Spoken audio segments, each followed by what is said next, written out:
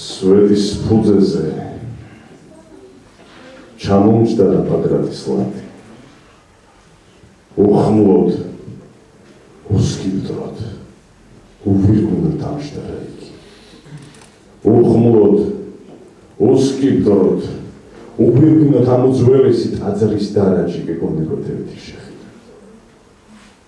უხმლოდ, უსკიპტროდ, უვირგვინო დამჯდარა იგი.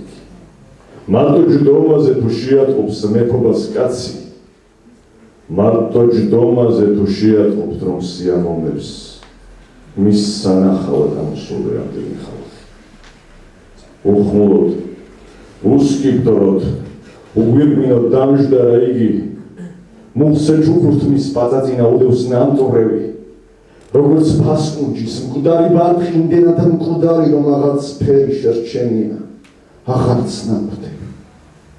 უხმლოდ, უსკიპტროდ, უგვირგვინოდ დამჯდარა იგი, დაბროწეული სანდი ტოტი ვით სისხლის შხეფი იელვებს ხოლმე და ცოცხლდება ირგვლივ ყოველი, ჩამოქცეული სვეტიც, თაღიც, კედელიც, კარიც ისე ვიბრუნებს პირველ ყოფილზე სახის თავისით, როგორც სიზმარში ან დღევანდელ ქართლის გულში.